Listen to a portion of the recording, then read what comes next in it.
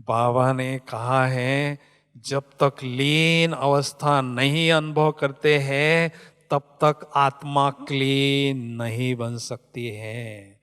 तो जहाँ सारे दिन भर में बाबा को याद करते हैं, बाबा के प्यार में खोए रहते हैं, तो आत्मा में जो भी कचरा है, गंदगी है, वो सारे सागर में समा जाती है। ज्ञान सूर्य की रोशनी में सारा किचड़ा भस्म होता है और आत्मा एकदम क्लीन हो जाती है। इसलिए विभिन्न संबंधों के रूप में बाबा को याद करते रहें। दूसरी बात एक महत्वपूर्ण है, मन की एक नामी सदा अनुभव करने के लिए सदा मन को हल्का रखें।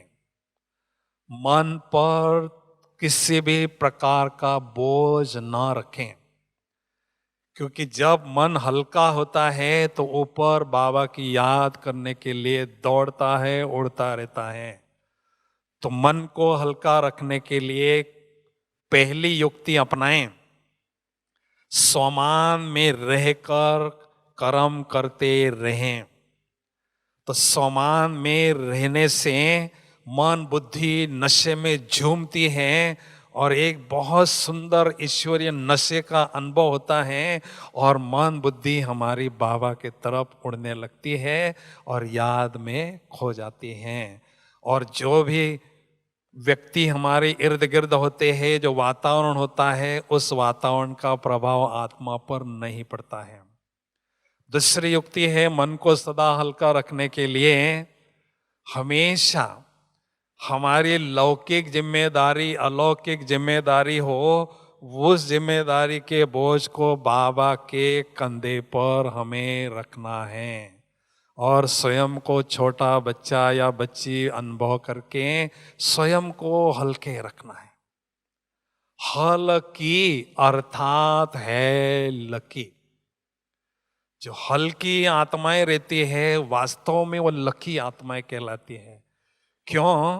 क्योंकि हल्की आत्माएं बहुत उड़ती रहती है, बाबा की याद में रहती है और भाग्य विधाता से भाग्य लूटती रहती है, खजाने लूटती रहती है और अपने भाग्य के सितारे को और भी चमकाती रहती है। तीसरी युक्ति है मन को सदा रखने के लिए हल्का, कर्म क्षेत्र पर मुझ निराकार ज्योति बिंदु आत्मा ने फरिश्ता स्वरूप की ड्रेस धारण कर ली है, ऐसा हम अनुभव करें। मैं अवतरित फरिश्ता हूं, कर्म करने के लिए कर्म क्षेत्र पर आया हूं। तो स्थूल देह समझने से तन थकता है, फिर मन थकता है और थका हुआ मन बाबा की याद में नहीं टिक सकता है।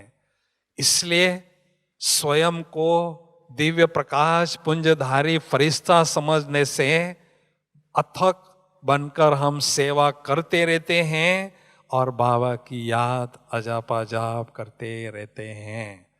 इसलिए हमें ध्यान देना है, मन को अपना मित्र समझे, मन को अपना मीत समझे और उसको हल्का रखें। उसको जितना हम सहयोग देता है उतना मन भी हमें सहयोग देता रहता है।